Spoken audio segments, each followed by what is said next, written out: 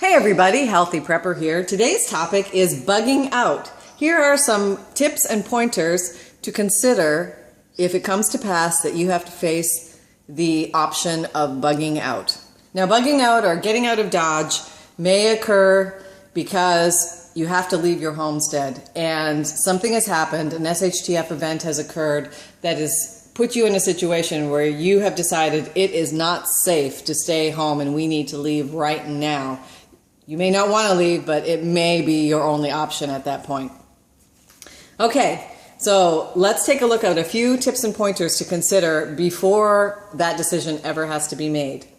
And this bug out tips and pointers list is more about the what to do's as opposed to the what to brings. There are many lists out there of what to have in your bug out bag and things like that, but these are just things to consider before this situation ever happens. Number one, know your routes.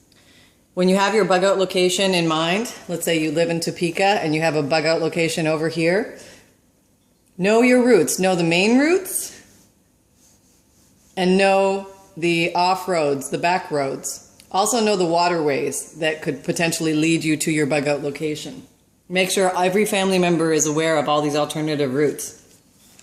Traveling on the main roads may be the most dangerous way to go just because everybody else is on those roads as well. So taking back road options is probably a wiser choice. There'll be less traffic and you may be able to get to your destination faster.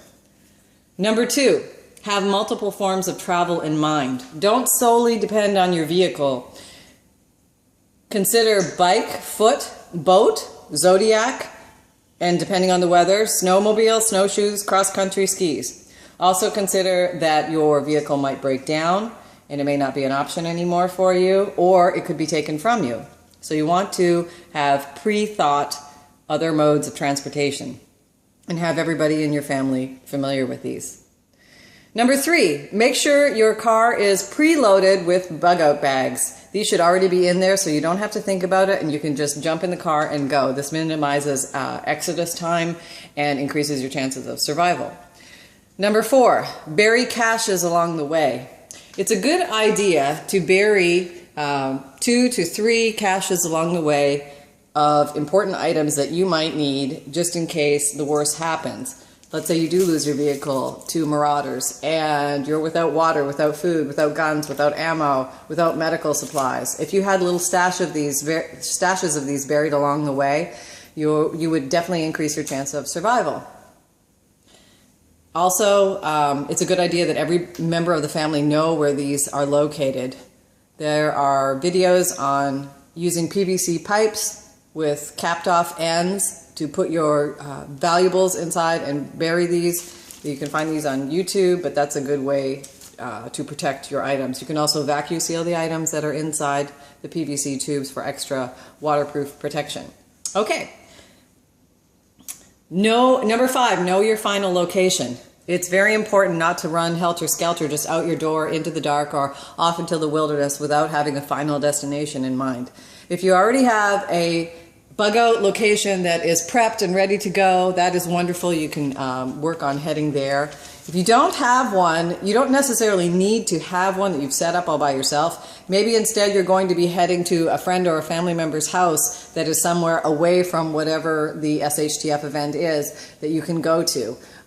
So whatever it is, if you have one set up or not, have a final destination already chosen. And it's always a good idea to have redundancy, have multiple final destinations chosen. If the first one doesn't work out, you can always head to location B or location C using different routes and pathways. And it's also a good idea to bury caches along all these possible pathways as well.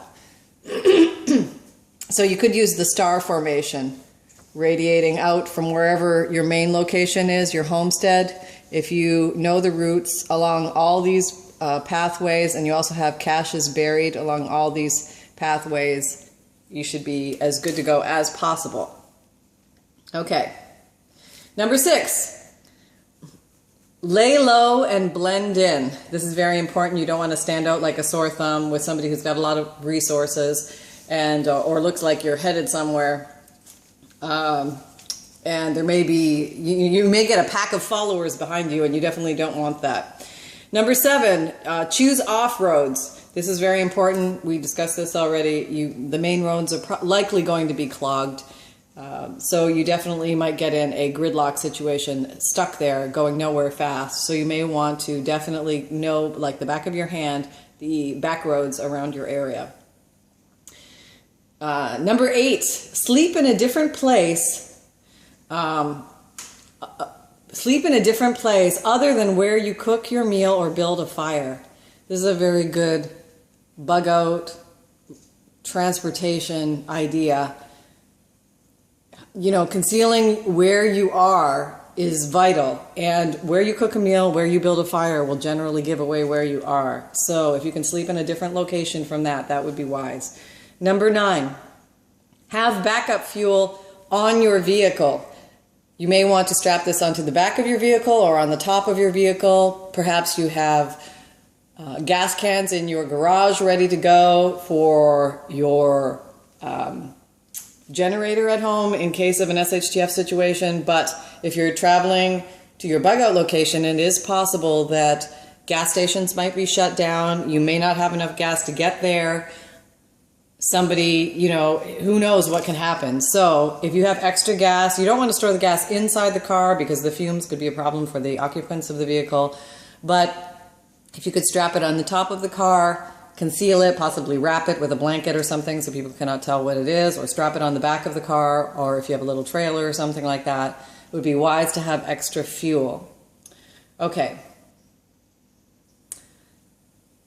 Number 10, keep the vehicle maintained. Yes, it's always important to keep your bug out vehicle ready to go. So make sure you get it tuned up, get the maintenance done on it, make sure your tires are good, all that type of stuff we do regularly, but this makes it all that much more important.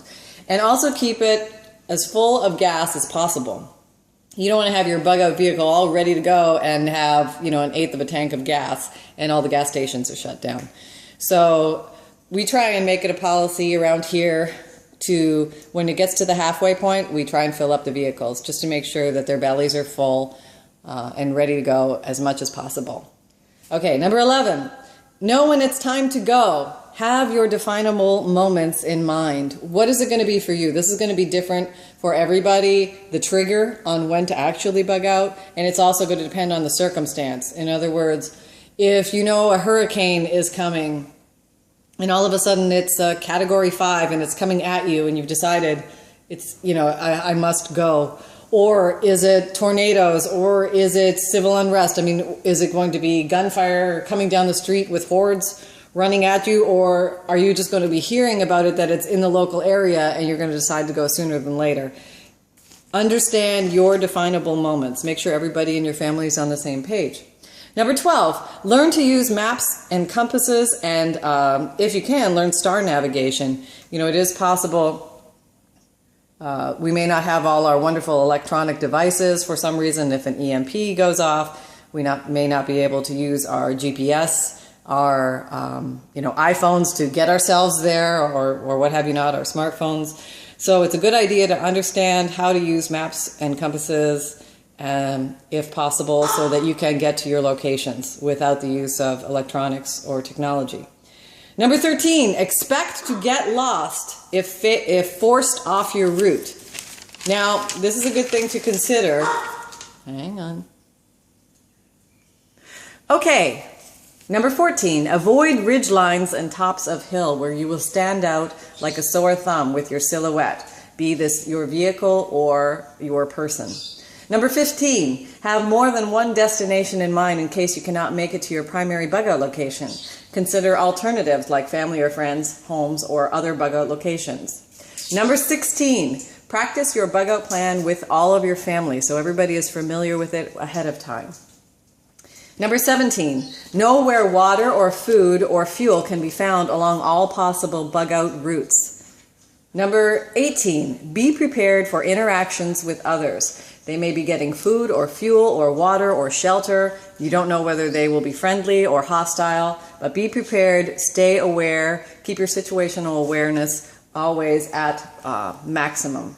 Number 19, be prepared. Someone may already have pillaged your bug out location.